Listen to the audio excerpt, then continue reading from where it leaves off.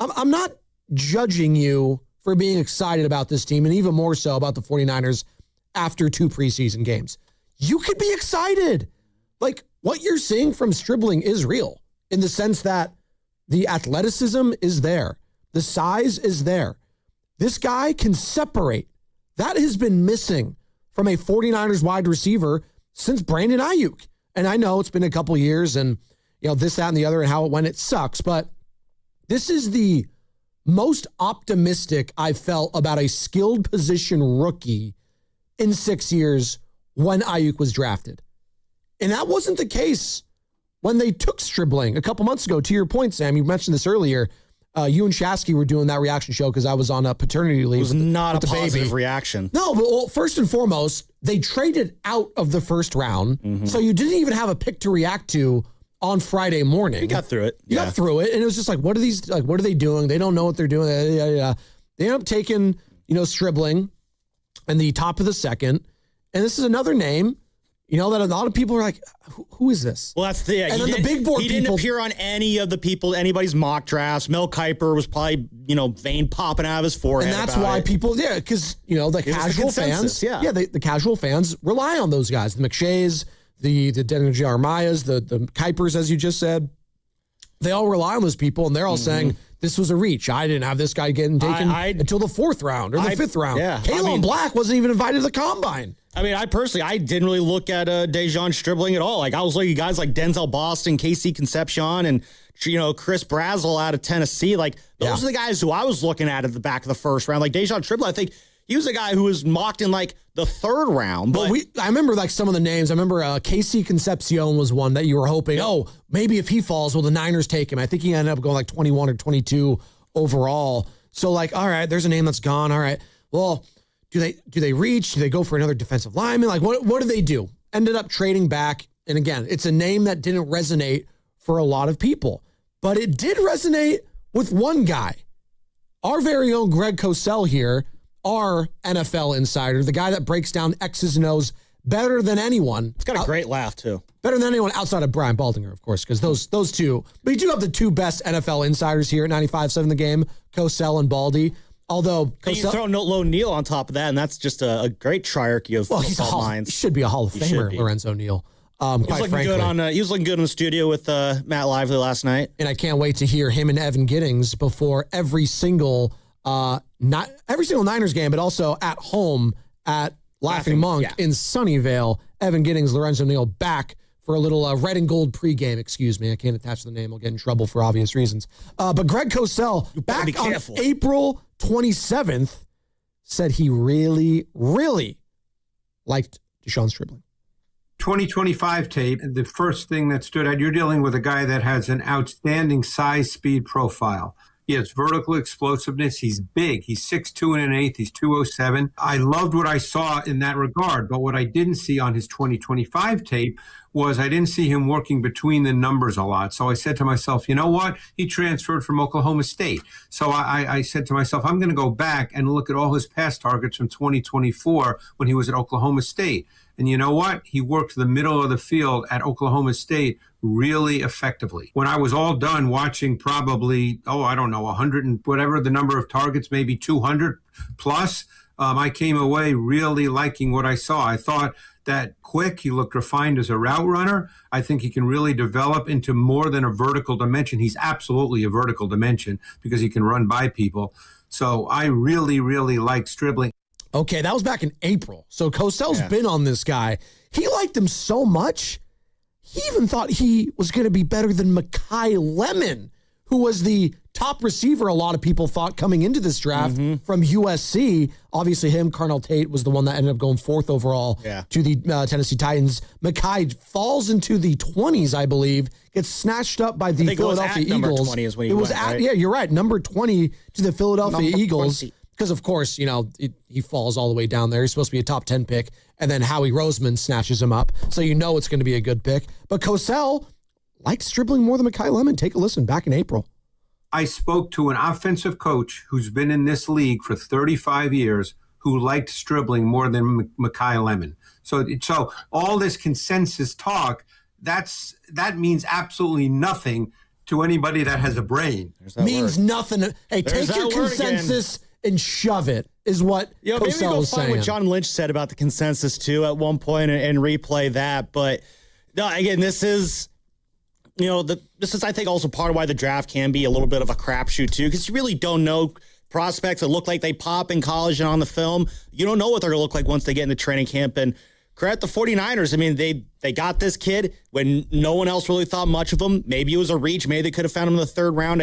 I also think the way that the 49ers picks were distributed in this draft, where there was some rounds that didn't have any picks at all, then they had some rounds where all the picks were bunched up, forced them to kind of get a little creative in terms of when they took guys, forcing them to reach into certain situations. And Stribling absolutely looking like worth whatever reach we might have said they were doing at that time. And, Judge, back in college, quarterbacks had a 119.9 quarterback rating when they were targeting De'Zhaun Stribling. Is that good?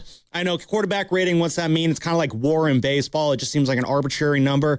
I'll say it's the higher the number, the gooder things are. So you want a high no, yeah, I'd say gooder. No, it's fine.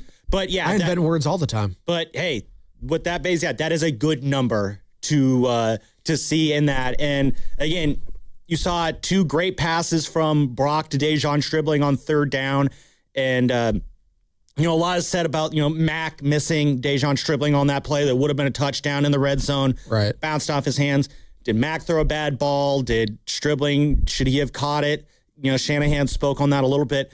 But there was a play late in the first quarter, around 3:16 left with 3rd and 6, where Mac threaded the ball to Stribling right through a couple defenders on the Chargers. Great ball there. I thought Shanahan did a great motion there, sending Jordan Watkins to the outside to kind of open up that lane a little bit for Stribling. But that was another fantastic connection that we saw Mac and Stribling have. Just terrific route from Stribling, too. And that was one of the big things coming out of Ole Miss for him, was he's a really good route runner. And the Niners, Debo's never a great route runner. Ayuk was a good route runner when he was productive. Yeah. But Niners with Stribling and Evans, you got two legitimately great route runners now that you can count on. Stribling's got that speed that you did not have with Juwan Jennings. Like, this is the question I'd have for Niner fans. 888-957-9570. It's been 2 preseason games.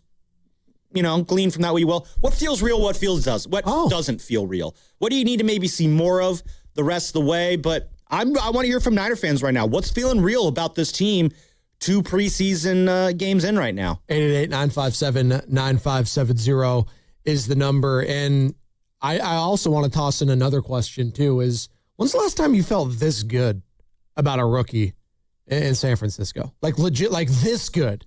Like we didn't know if Pooney was going to be like as good as he was. And again, no one gets excited for gets excited about offensive linemen except for us. Yeah. Yes.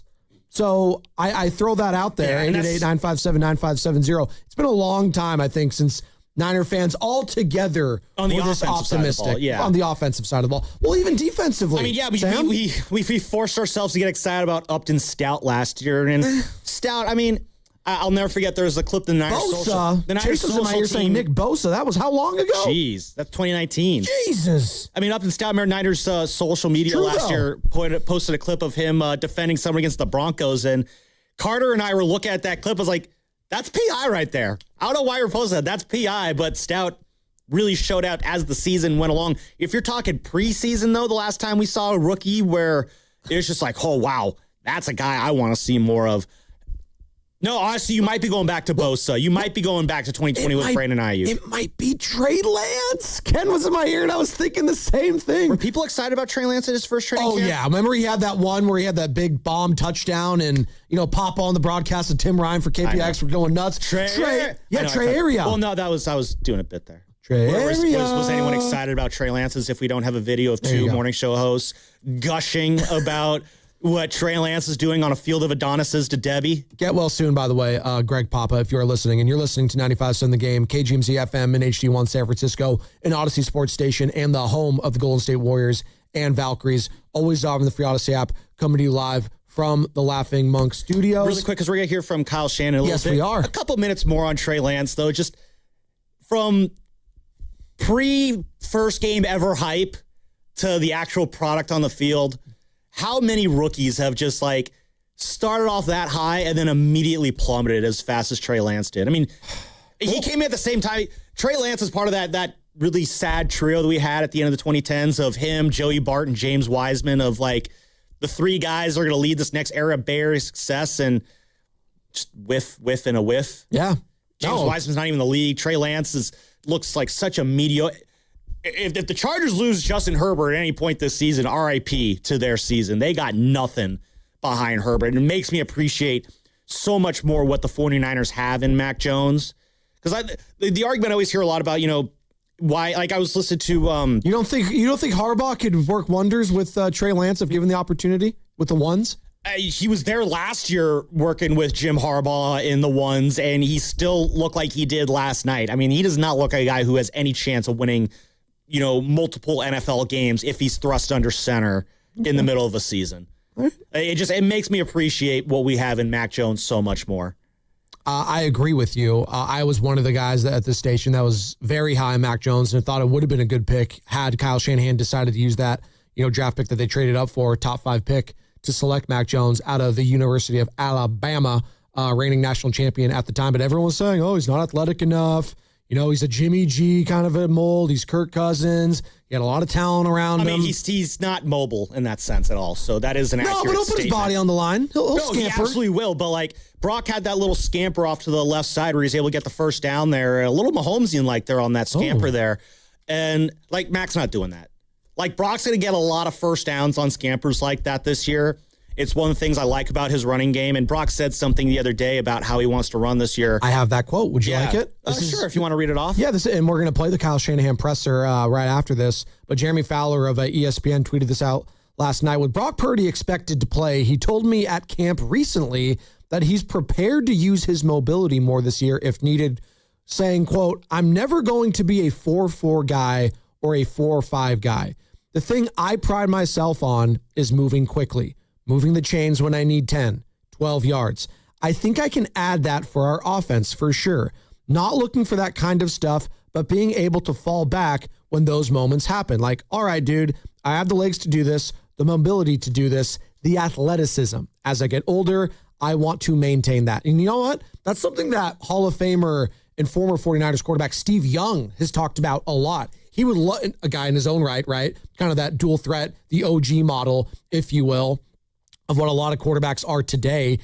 Like, just use your legs more. You got that in your bag. Not everyone has that. Use that to your advantage. I would love to see Brock use his legs that much more because I do trust his arm, I do trust his eyes, and I do trust what's between the ears, that being the brain. I also trust the head coach, and let's hear from him after preseason game number 2 in a win over the LA Chargers, 41-17.